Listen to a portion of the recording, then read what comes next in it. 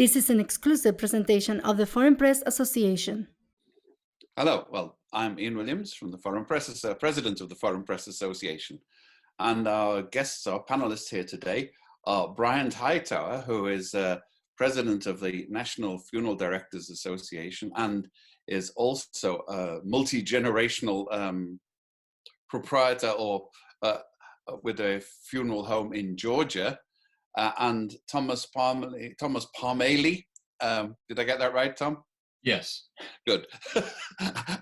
Who is editor, amongst other things, of American Funeral Director and a series of magazines directed at the industry. And this is a special interest because most Americans are very coy about the whole subject.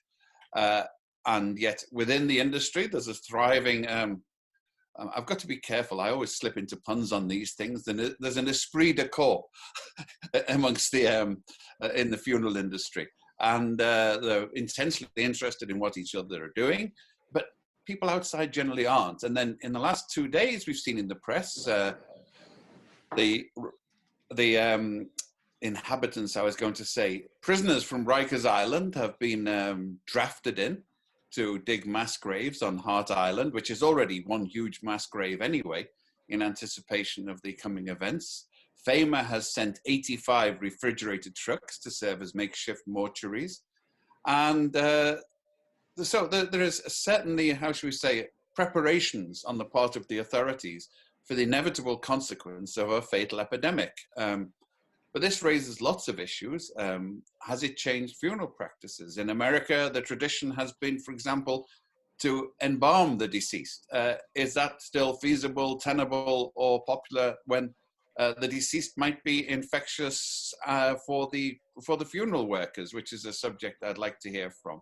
The second is there enough space? Will there be a shift to cremations? In Britain, the government caused a row because it slipped in the provisions in its emergency legislation for essentially compulsory cremations, which has caused consternation amongst Muslims and Jews for whom cremation is not part of their practice. In America, it used to be frowned upon, and it has been getting more popular. So will this have a long-term shift in that? Are there health implications of so many deceased being kept around in refrigerators, in morgues and whatever? So, I mean, I'm not quite sure where to start here, but how about you, Brian? This must have a big effect on funeral workers. I mean, they're risking, on the face of it, for all we know at the moment, there's a strong risk that funeral workers might themselves be at risk from dealing with the deceased. Is that the case? Yeah, Ian, in monitoring the risk factors as defined by the CDC and later on by the World Health Organizations, there obviously is a risk to those who are involved in handling the deceased.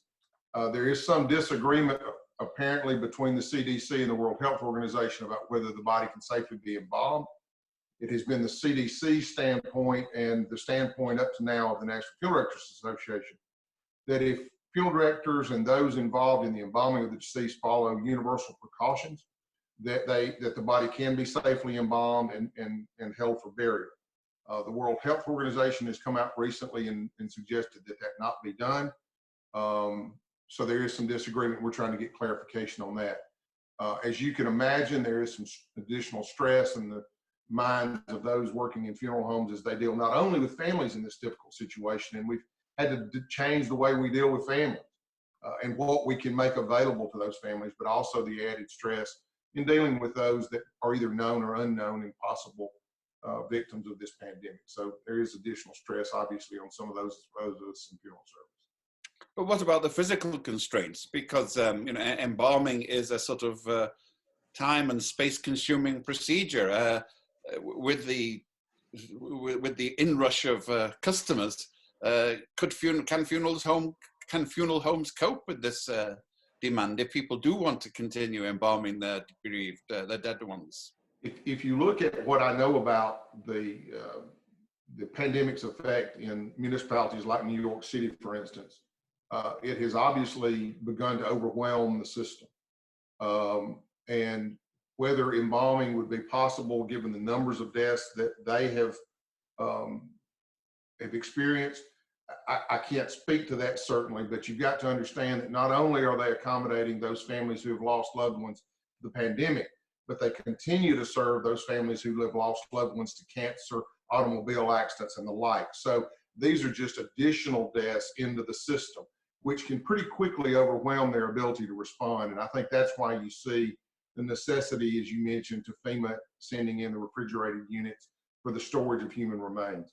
Whether the system can begin to accept those into the system, or whether there has to be ancillary preparatory work done either through DMORD or other volunteers that would accentuate the ability of those newer funeral directors, I think is yet to be seen. But much like after 9/11, that many deaths at one time kind of overwhelmed the system. And I think that's what we're seeing in quite frankly, in New York and in other parts of the country. So are you seeing any signs of the sort of mortician's equivalent of combat fatigue amongst your members and workers? We haven't seen that in our part of the country, but I suspect, again, in those areas that have been more heavily affected, I suspect you are beginning to see it because they're asking more and more out of those professionals. And again, the added workload, the added stress involved, I suspect you are beginning to see some fatigue on behalf of those folks. But they go to work every day to do what they were trained to do. They have a love for the families they serve, but at the same time, there's a limit to what they can do while being effective in practicing their profession. And so hopefully there will become a lessening of the curve, if you will, and we'll begin to see that curve flatten and the number of deaths subside somewhat. And also we'll begin to get some people in line who can take over for those funeral directors on the front lines in some of those areas that have been more heavily affected. NFDA put out a call for volunteers to be in a position, if we're asked, to be able to respond to some of those areas. And within about a 24-hour period, we got 300 professional volunteers from across the country who have made themselves available. I'm certain that number has risen, but we do have funeral professionals from across the country that are willing to step in and help in those hotspots. I was about to ask about that because one of the anomalous sights from the early days of the Wuhan epidemic was local authorities in other parts of China filming shock brigades of funeral workers dressed in black but waving red flags, being rushed to the front, as it were. It was a strange juxtaposition. That's right.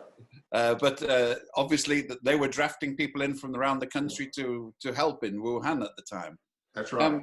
And I think we'll see that across our country if these hotspots continue to be as active as they have been of late. Well, part of the FEMA, I believe, is actually the Department of Defense mortuary division. Mortuary operations, absolutely. Yes, sir. So Tom, you're in touch with the industry as a director. What's the feedback that you're getting from a journalist point of view? So, just to be clear for the folks listening on this call, I get this question a lot. I am not a funeral director. I'm a journalist that covers the profession. So for folks that might be listening, that's my background. And as you noted, I'm in touch with a lot of people having covered the industry for more than 10 years. I will say I have not heard much of a concern over embalming in the United States. I've heard a lot of questions, a lot of people just wondering if there's anything else different that they should do. And like Mr. Hightower said, it's the general recommendation seems to be just to follow universal precautions.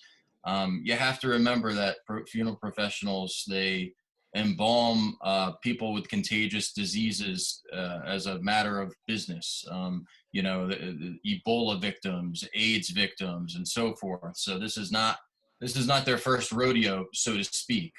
We've never dealt with a virus of this nature, and we don't know a lot about it. So I think that is making some folks concerned, but I have not heard of funeral homes refusing to embalm or do anything of that nature.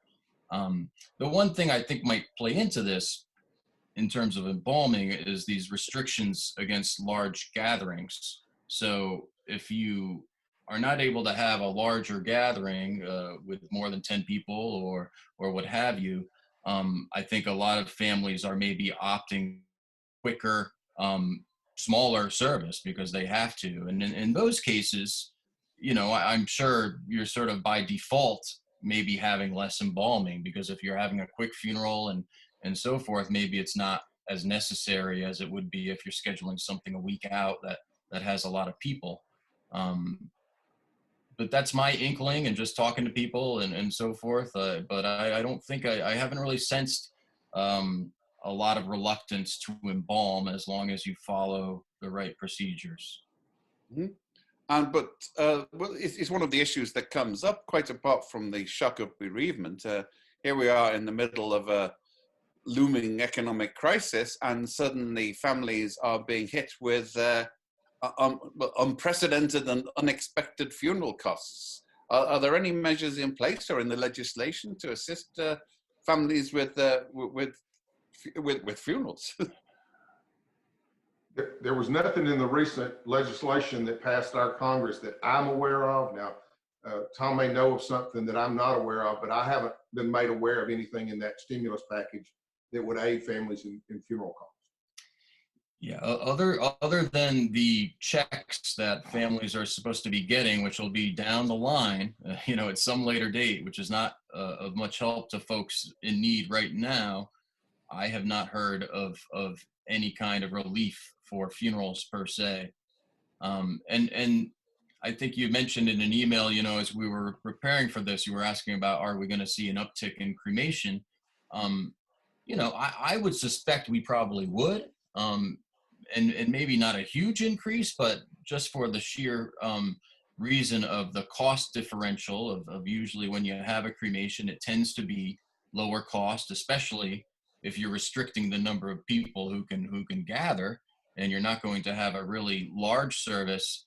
I would suspect we might see an uptick in cremation, especially where this is more prevalent and where it's hitting harder and faster and first.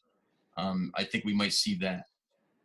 I mean, the time I've been in America, cremation has been becoming more popular, but it's still, relatively speaking, compared with, say, Britain, new technology. Are the facilities available on the scale that seems to be necessary? I would suspect that yes, they are, Ian. I mean, we've seen a rise of cremation across this country right now, and Tom probably has these statistics on top of his head. But right now, the national average is probably approaching 50%.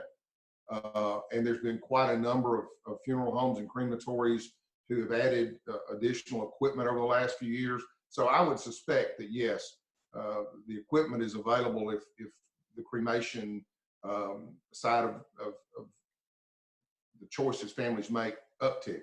To Tom's part, I think we may see a slight increase in the number of people choosing cremation. I think a lot of that will have to do with the age of the individuals.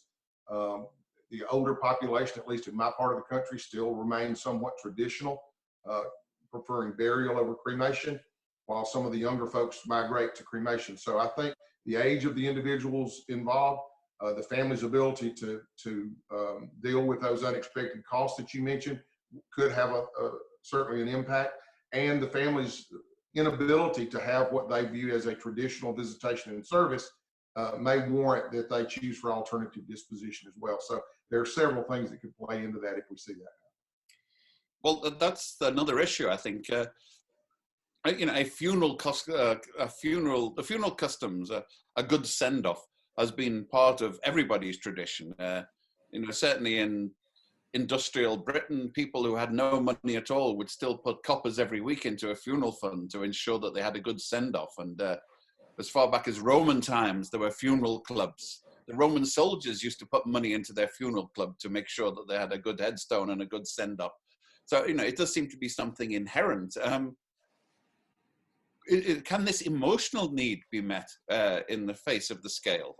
Is it going to add to the sort of social disconnect if people are sent off into that good night without a good send-off?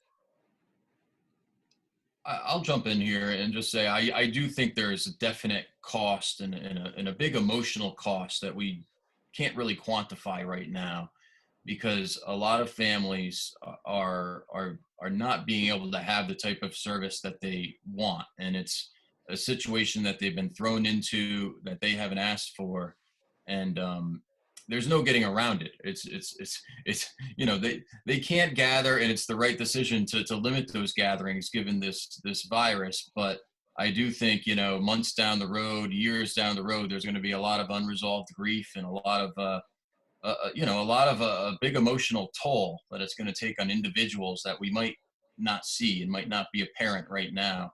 I do know that a lot of funeral homes throughout the country, knowing that and recognizing that, are telling families, look, we might not be able to have the type of gathering and the type of send off and service that you want to have right now, and that's fitting for your loved one. But at a later date, when this is all said and done, when things are at least somewhat back to normal, they're at least offering their assistance to those families to come back and have some type of memorial for their loved one at a later date. And, you know, I do think that's going to be helpful for people that decide to do that, because it is going to have an emotional toll on people if they are just forced to do something quick and simple. And some families want that, but a lot of families don't. And I do think it's going to have a toll on people looking down the road for those that are in that situation right now. I have a friend in the industry. He's a supplier to the industry, and he just went through this with his father. And you know, it's you can just tell, just hear it in his voice. It's really hard for him to have your mom or dad or sister or brother die, but then on top of that, not being able to really say goodbye and have that gathering that you want. No, well, I mean, the funerals are, as a hardened cynic, even funerals are for the benefit of the bereaved, not for the deceased, as their major use. People want to get closure. They want to say goodbye and feel that, you know, yes, they've gone and we can begin appropriate mourning and carry on with our lives. And if that isn't, is that going to happen if these mortuaries are stacked up and there's a huge backlog? At the moment, it's not a case of having a big gathering or an elaborate gathering. In a short time, it's very likely to be no gathering at all. But the deceased will be stacked up, waiting delivery, like sort of backed up Amazon parcels. You know, to Tom's party and to your party, and I think there will be some unresolved grief because, you know, having the memorial service or the funeral service begins to give the family the permission, if you will, to enter that grief process. And I think without it, there will be some unresolved grief on their part, and I think it will slow down the whole grief process. To Tom's part, a lot of funeral homes are giving the opportunity to these families to come back, some at no cost, you know, to come back and have that social gathering later on. And I would suspect that in most areas, outside of huge metropolitan areas like New York, you won't see those huge backups. Families will be able to have the cremation done, have the burial done with whatever's allowed within a relatively short period of time. And I would suspect that will be brought to bear the resources that are necessary in hotspots like New York City to lessen that backlog so that families aren't waiting, you know, weeks to have their loved one cremated or buried. I would hope that that's the case, that the resources will be put in place so that doesn't become as much of an issue. Well, you know, in Britain, there was a tradition of pauper funerals, which were very unwelcome for most people, but essentially the city government recognized it was its responsibility to dispose of the dead. And if people wanted to dispense with the ceremony, then the city would look after it at no cost, effectively. But on the other hand, with no ceremony, no headstone, and basically end up on the equivalent of Hart Island in New York. So what are the possibilities? We have a lot of very poor people in New York who are now unemployed, worked on casual wages at the best of times. Many of them undocumented. What's going to happen to their loved ones as the pace increases? I can't speak for the city of New York, and I don't know what they offer and what kind of regulations must be met in order to qualify for a quote unquote pauper's funeral. But in most states, it's left up to individual jurisdictions. In Georgia, for instance, it's left up to individual counties to set what those guidelines would be and to define what they will deliver. But I suspect there is a mechanism in place, or I'm sure there is in the city of New York. Now, what would have to be, what qualification level a family would have to meet to qualify and what would be included, I can't speak to, but I'm certain that there is something either through the state or through the county that would take care of those people. But again, there's a financial cost that will be passed on, and I can't speak, and maybe Tom can. I don't know if there was anything made available in that stimulus package that passed the Congress to reimburse counties or states for those kinds of services or not. Yeah, I have not heard of anything funeral specific, and I'm sure that thing is probably hundreds of pages long, so that doesn't mean there might not be something buried in there. But you know, to my understanding, you are correct that it's a state-by-state decision in terms of how to handle those indigent funerals. And typically, what's done is depending on what state you are in, the funeral home or the crematory will be reimbursed some very basic fee for conducting those services and handling that cremation. In most states, it is a cremation because it is a lower cost service. So a lot of states that used to allow for the burial of indigent people now actually mandate it be cremation because it's a lower cost. And of course, with all this said, most of the crematories and funeral homes that are handling those cases usually are not making any money. And if they are, it's very little. Sometimes they might actually be losing money. But, you know, it's my opinion that funeral homes throughout the country, whatever state they are in, even if they're losing money on those cases, I think they're going to, you know, do the right thing and step up and handle those cases, because that's what funeral homes have always done. They've always just pulled together and taken care of their community. So I don't expect anything less of this. It's probably going to be more challenging and it's going to be hard. But, you know, in most states, there is some type of program to handle those cases. And unless it becomes completely overwhelming, I don't really see it being an issue. Well, that was where I wanted to come into, the possibility of being overwhelming in an apocalyptic sense. You know, if it really gets so high, are we going to see sort of mass graves in Central Park or funeral pyres on Riverside Park, or to cope with it? Is there any sense that this, you know, that there's this almost a doomsday aspect to it? That's not the feeling, at least amongst most of the colleagues that I've talked to in the Northeast. I believe that they wholeheartedly support the measures that have been put in place by Governor Cuomo and the other governors in the Northeast. They believe that those measures will help flatten the curve, if you will. Maybe those measures should have been put in place earlier, who knows? But second guessing at this point won't do any good. We are where we are, but most of them have confidence that we will come out of this with while maintaining the dignity that we can afford funeral service and the way we deal with families. And back to Tom's part, I've talked to funeral directors in the Northeast who stand ready, willing, and able to do whatever they need to serve those families. If mandated to handle those indigent cases, they certainly would for the city or the state. So I believe funeral service will band together in different parts of the country and do exactly what Tom indicated. They will stand ready to serve those families. So I hope we never see the apocalyptic event that you allude to, Ian. I believe wholeheartedly that the resources will be put in place to take care of the significant loss of life that's been suffered, and that hopefully there will be resources made available after the fact to help those families deal with their loss.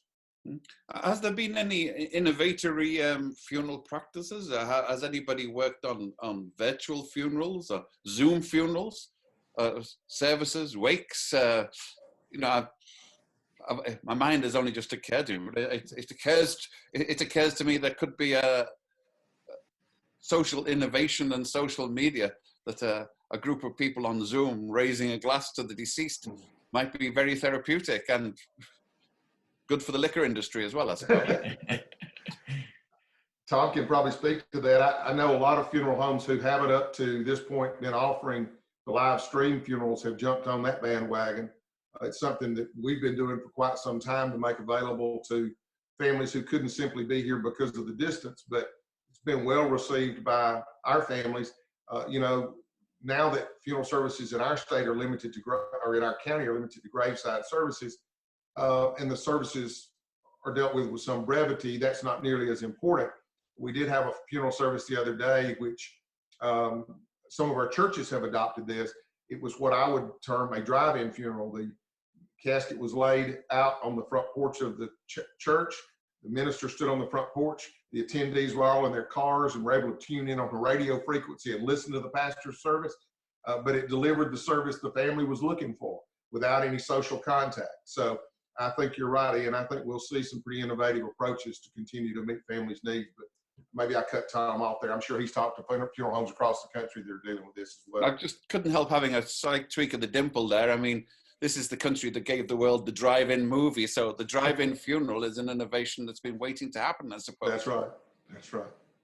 Yeah, I think the big one, and you hit upon it, is the live streaming. But, that it's not as though that is completely new. There's been funeral homes doing that for quite some time. But I do think that this pandemic will just make it more commonplace. And there's a lot of funeral homes maybe sort of dipping their toe on that in the water for the first time now, and they're probably finding, hey, this isn't so hard, and this is another thing we can offer families when families are spread out, pandemic or not.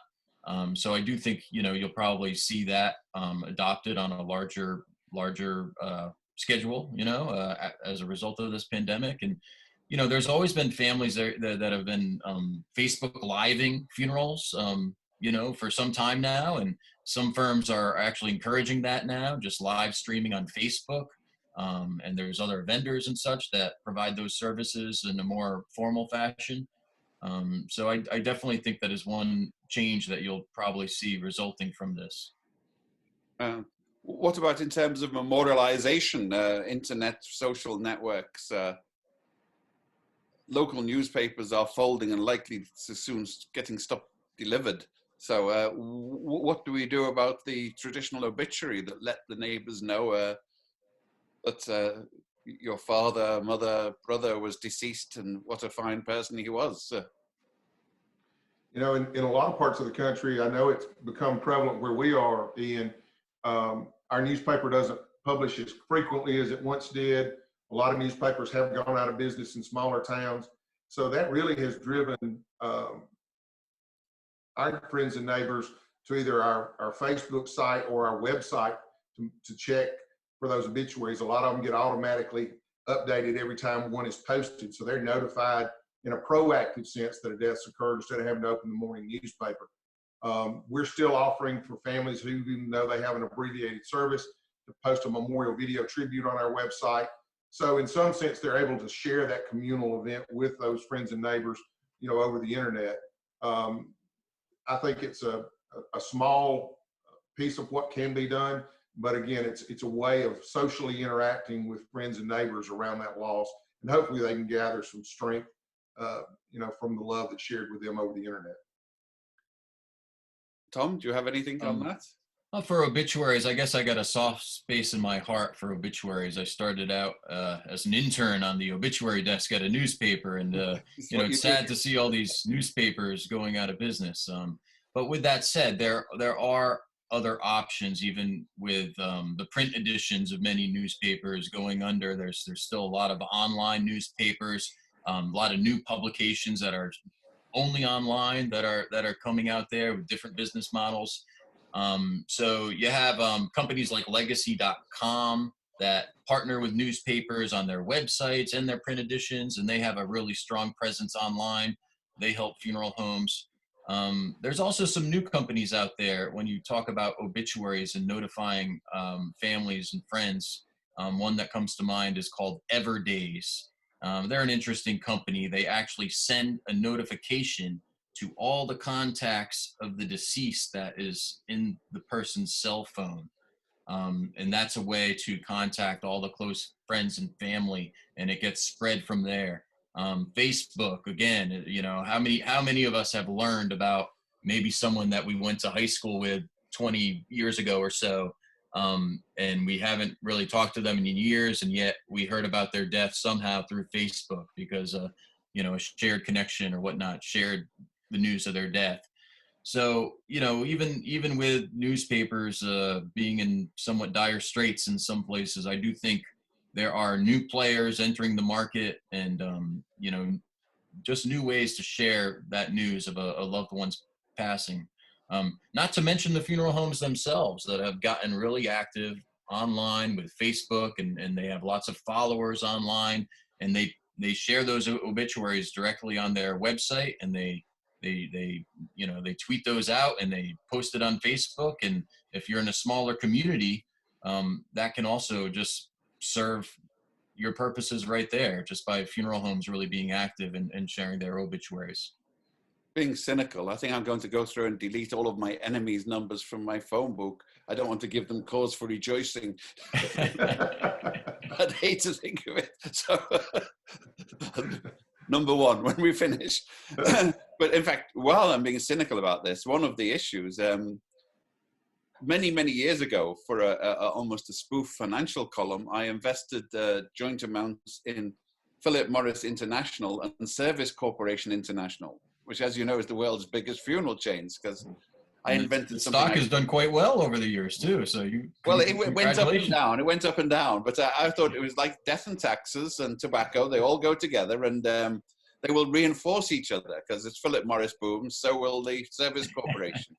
It didn't, as a matter of fact. And I noticed, I actually looked up the figures today for Service Corporation, because it is the world's biggest funeral chain, and it sort of, it actually took a big dip to begin with, which is almost counterintuitive until you realize that most of its customers are what they call pre-need. They're not dealing with a rush of bereavements. They've already collected the money, and they're going to have to start paying it out now. It's like an insurance company faced with a lot of casualties, in a sense. Do you have any comment on the business aspect of it? For pre-need, and specifically, I would say I do know firms are still calling on people. They have, you know, their staff that try to get folks to pre-arrange funerals, and that is still going on. I don't think the numbers are quite as what they would be, you know, quarter over quarter. I think, personally, while you might see a dip right now during this crisis in terms of pre-arranged funerals, my theory is, and I could be totally wrong, but I think once we get through this crisis, you'll actually see that tick up, because I think people will, you know, at large realize how fragile life is, and that this can happen anytime. They will have had loved ones that have gone through this, and they would have, you know, they would have found it easier if those plans had been in place. So, you know, I could be proved wrong on that, but my theory is that we'll actually see pre-arrangements after the immediate crisis is over, say a year from now or what have you. I think we'll actually see that, you know, go up. So that's just my one comment on that, I would say. I think you may be right, Tom. Sorry, Brian, could you? I was just going to say, I think Tom may be right. And going back to your earlier point about us Americans, Ian, sometimes it's very difficult to get people to talk about death, dying, and the funeral. And I think there's probably been more conversation around that simply because of the lack of freedom to do what we've traditionally done, that I think that topic of conversation is probably opening up in some ways that it hasn't in a long time. So Tom is probably right. I would not be surprised to see more people giving thought to prearrangement once this whole pandemic is behind us than maybe have in the past. What, on a mechanical point of view, could you sort of walk us through in a stately progress? I die in a hospital ward. What happens? You know, different medical facilities, at least in our trade area, are handling this differently. The medical facility we deal with primarily is delivering the deceased already in a body bag to an exit door. Our staff is not allowed on the floor. We don't go inside the building except just inside an exit door, which is already designated. Our staff then takes possession of the remains there. We have no contact with the family in that hospital setting. The remains are removed to the funeral home once we've been able to talk to the family to decide whether that body will be cremated or would be embalmed for burial, then it goes in one of those two directions based on the family's wishes and desires. So that has changed. You know, in times past, we would sit down with the family at that point, express our condolences, begin to prepare them for what was to come. But now that takes place over the phone and the computer. We go back to technology. There were a lot of funeral homes who weren't using e-doc sign for documents. Most of us have had to put that into place because we're making arrangements with families and never seeing them in our facilities. The first time we may see them is at the graveside, or when we deliver the urn, or when they come and pick the urn of their loved one up. So that's been another part that's been difficult for a lot of funeral professionals, because that emotional connection with the family was such a large part of what we did when we would interact with them, and they would allow us to take control of their loved one's remains. So that's been a big hurdle for a lot of us to try to accept, is that distancing through technology. But that's really where the difference ends. If we're going to have a graveside service, we meet the family there. They're limited to 10 individuals, immediate family members only. We meet there. They can have a clergy. We have some families who choose to officiate themselves. With families who are wanting to do memorial services following cremation, most of them, back to Tom's part his point earlier, they're choosing to wait until these guidelines are lifted so that they can include more people than just those 10 family members that might be able to gather today. Well, you mentioned a sort of dichotomy there, which, once again, coming from Europe, sounds odd.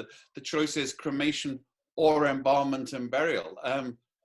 Is it feasible to opt for straight burial, ashes to ashes, dust to dust, without the embalming? Absolutely. And we have some families who have chosen what we would call a direct burial with no preparation.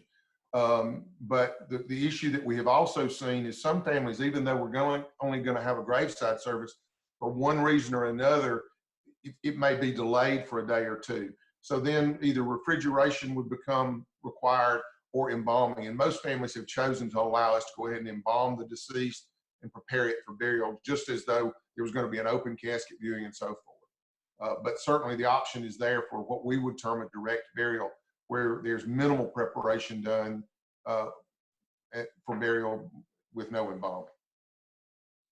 Well, that's, I mean, the sort of justification of embalming is the viewing, in a sense. If there's no time for viewing, do you expect direct burial to be a bigger wave in the future?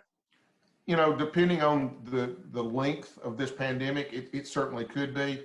I think at least at this point, those families who have opted for burial have seen some importance in their loved one being embalmed and have chosen to go that route. But I think if it becomes a more protracted event and the numbers grow, then we very possibly could see families opting for that direct burial and disposition. Do either of you are there any questions I haven't asked you that you want to answer before we move on and ask the people out there? One topic we haven't addressed, and it might just be that, the United States is a pretty big country, is a lot of families are spread out. And one challenge that I'm hearing a lot of funeral directors facing is, say you have a loved one who dies in California and the family is all in New Jersey, and they want their loved one, shipped by plane, sent by plane from California to New Jersey. It used to not be a problem. Now, with the airline industry virtually shut down, that can be a really challenging task right now. It's simply a matter of capacity. If no one is flying, usually those deceased bodies are shipped in the cargo section of the plane on the flights that are going back and forth, and that is a concern I'm hearing among a lot of funeral directors. Just because it's taking a long time. And then, of course, internationally, if you run into a situation where you have a death of a U.S. national overseas who needs to come back, or someone who might have come here from another country and they want to be buried in their home country, that is a much bigger challenge, because internationally you have countries shut down, embargoes, and all sorts of things. So That I think is going to be a continuing challenge that not a lot of people are talking about, and that I'm hearing, more and more concern with. And, those families are just in a tough spot because they're probably going to have to wait some time to get their loved one back. Their loved one is either going to have to be cremated, and then the cremated remains will have to be sent back, or placed in refrigeration until that can happen. Is Amtrak still in the business? I'm sorry? Is Amtrak still in the business? I remember your predecessor in the magazine when I went there. Amtrak was advertising on the grounds if Uncle Fred didn't like flying when he's alive, send him back by Amtrak now. I wondered whether that was still a going concern. Yeah, I'm not sure. I don't. Child, when that was a commonplace occurrence, but not so much anymore. Yeah. Well, I do know that once again, your predecessor told me that if some of those airliners from Florida, if one of them were ever crashed, it would really puzzle the first responders when they started counting up the casualties, because there are so many in the cargo hold. But we're getting towards the end now. We've had you on. Is there anyone? Are there any questions coming from the audience out there? Over to you. You will handle them. Okay, so we have we quickly touched on this, I think, in the last response, but what happens to the undocumented or to people from other countries? How in this kind of crisis do we answer that? In most jurisdictions, that's going to be left up to the coroner or the medical examiner. Because as you can imagine, the first thing to determine is who has the right of disposition. In a time of crisis like this, the governor would have the right to override current rules, regulations, statutes, and order the disposition of those remains.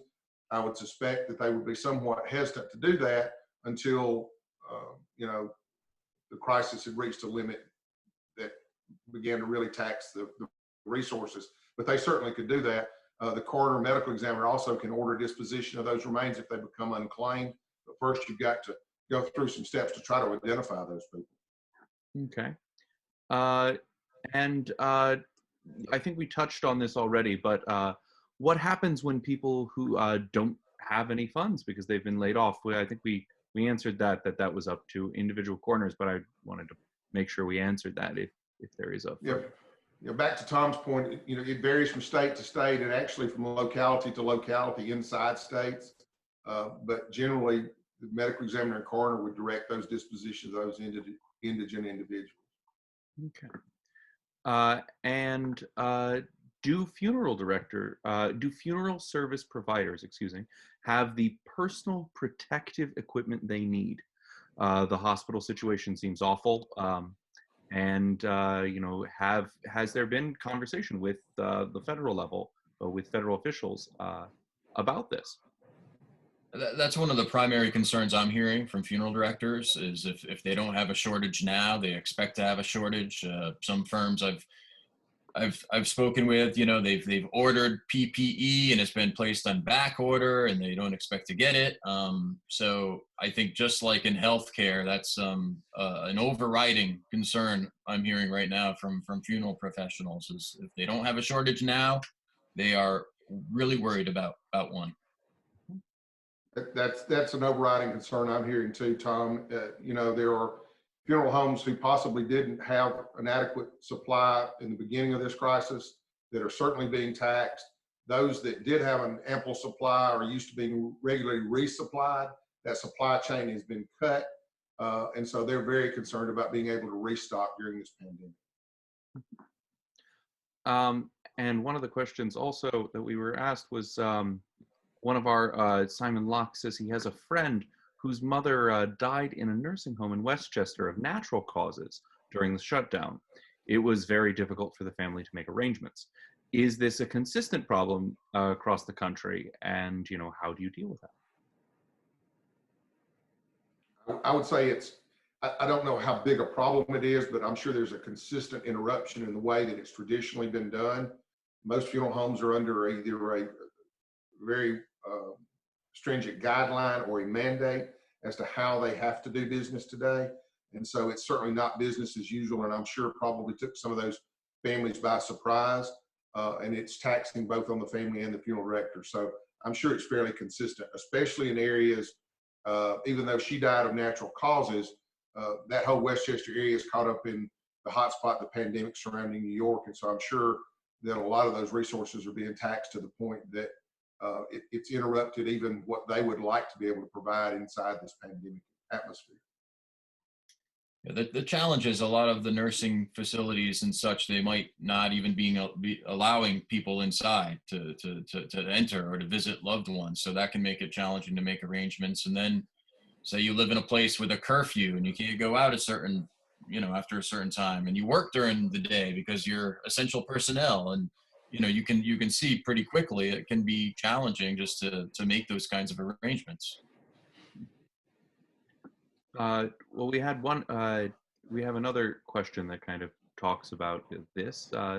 Do you see that when this hopefully is finally under control and people can go back out, that both people who work in the industry and then also people around it will be able to have makeup, memorial services, celebrations of life that weren't able to take place, and that may be a boon to funeral homes? I think we answered that a little bit, but love to make sure we answer that completely.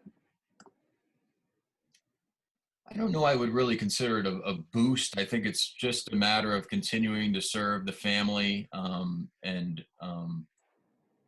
I don't think really funeral homes are looking at it as a financial money-making venture as it is to simply serve the family and help them deal with that grief. And like Mr. Hightower said, I think some firms are offering to do that at a deep discount or free of charge, and it's not really necessarily to try to have a boost per se, but just to serve their communities and to continue that mission.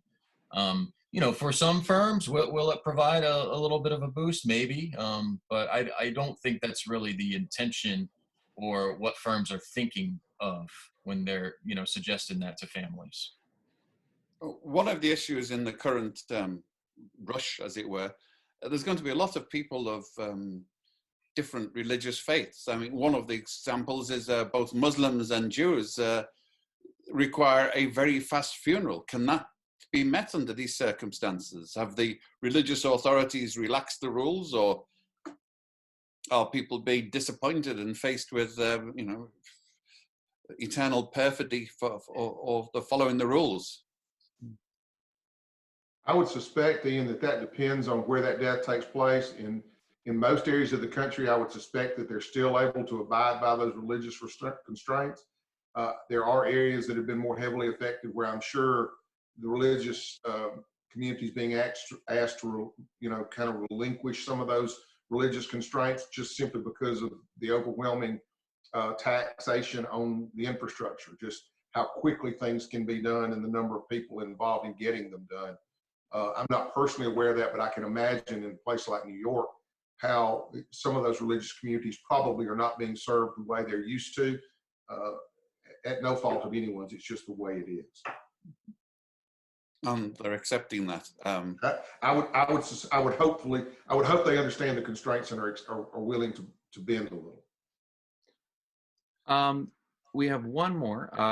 Growing infections of healthcare workers is a major concern.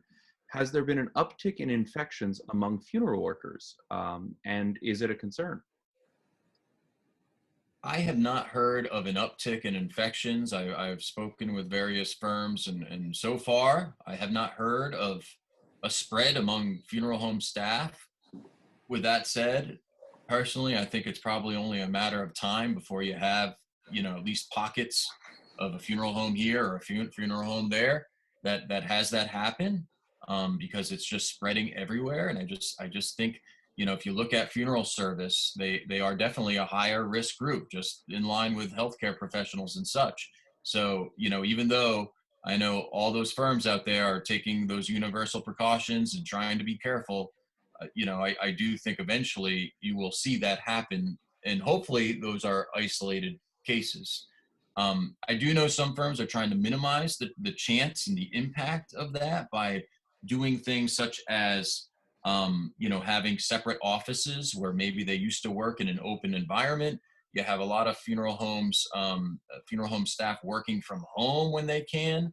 I also know of firms that have broken off their staff into teams of, say, 2 or 3, and you have this team always work together and this team always work together. And that way, if you do learn of someone who is infected with the virus, you don't have to quarantine your entire staff. You would just quarantine that team.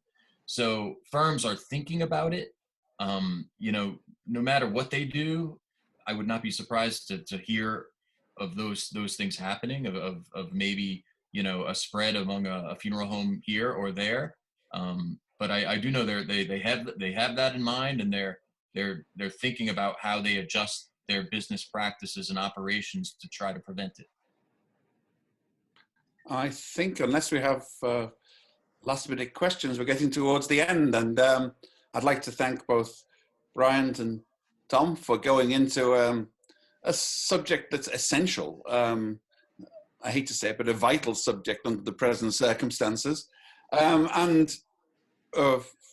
It's a window that we were thinking about this a week or so ago. We're ahead of the curve. There's a lot more in the newspapers, which brings us to, we're intending to hold more webinars in the near future. We welcome suggestions, but currently we're working on one because amongst the death rate, a lot of people are suspecting that local newspapers, print newspapers, and even national print newspapers will be terminal beneficiaries of this epidemic, that we might be seeing the end of print as we know it, as a sort of, how should we say, ancillary, the collateral damage of the coronavirus. And similarly, we also mentioned the effect of poverty and the communities.